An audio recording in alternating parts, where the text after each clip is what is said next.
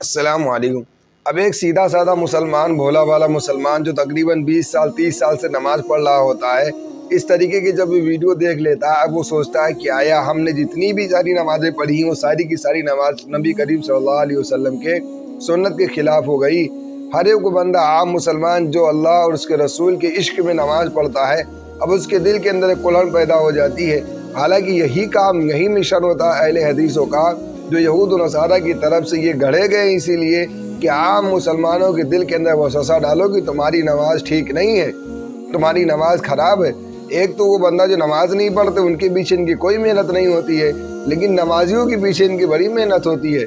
जो काम शैतान का होता है उसी काम को इन लोगों ने ले लिया है, सिर्फ मुसलमानों के दिलों के अंदर वसवसा डाला जाए। अल्लाह वाला सीधा साधा मुसलमान अच्छा खासा नमाज पढ़ रहा है, अब ये वीडियो देख करके उसके दिल के अंदर एक वसवसा पैदा हो जाएगा। हालांकि मेरे भाइयों, आपको घबराने की कोई ज़रूरत नहीं है। आप जिस तरीके से सजदे में जा रहे हो यही तरीका सही है। उलमा इकराम ने एक कायदा बयान किया है कि सजदे में जाने से पहले ज़मीन में सबसे पहले वो चीज़ रखी जाए जो ज़मीन से सबसे ज़्यादा करीब हो। अब एक आदमी जो सजदा जा रहा है तो सजदे में जाने से पहले वो चीज़ रखी जाए कि जो ज़मीन के सबसे ज़्यादा करीब है। तो सबसे ज़्यादा ज़मीन के करीब क्या है? घुटना है या हाथ है? इसलिए पहले घुटना रखा जाएगा, फिर हाथ रखा जाएगा, फिर सर रखा जाएगा। और इसी तरीके से सजदे में उठने से पहले सबसे पहले वो चीज़ उठाई जाएगी ज़मीन से जो आसमान से सबसे ज़्यादा करीब हो। और सजदे में उठने से पहले सबसे ज़्यादा आसमान से करीब क्या होता है? सर होता है, फिर हाथ है, फिर घुटना है।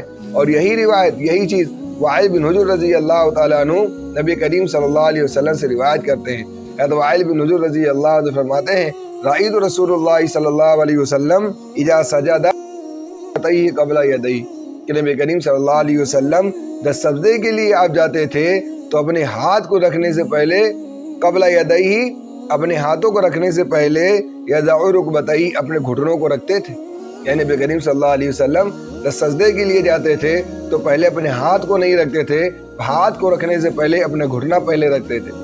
वइज़ा नहज़ा रफ़अ यदई क़ब्ला रुकबतई, और जब नबी करीम सल्लल्लाहु अलैहि वसल्लम सजदे से उठते थे यानी खड़े होते थे तो आप नबी करीम सल्लल्लाहु अलैहि वसल्लम अपने घुटनों को उठाने से पहले अपने हाथ को उठाते थे, फिर घुटना उठाते थे।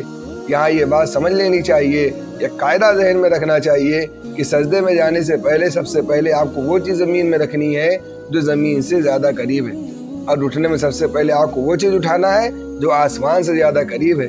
और यही बात रिवायत वाइल बिन हुजुर वाली बयान कर रही है। अब अहले हदीसों को देखना वो कैसे कैसे कमेंट करेंगे, न मालूम कौन कौन सी रिवायत लाएंगे।